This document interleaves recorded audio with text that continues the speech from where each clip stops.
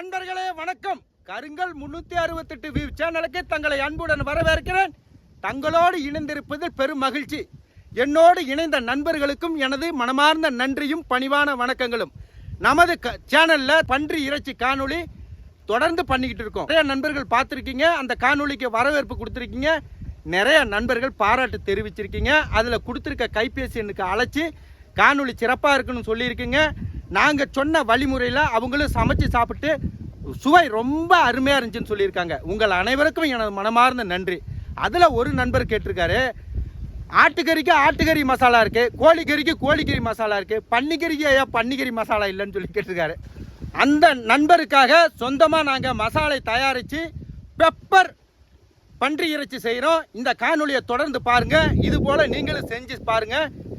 பன்றிக்கறியை 4-5 முறையில் செய்யலாம். மசாலா வகையில்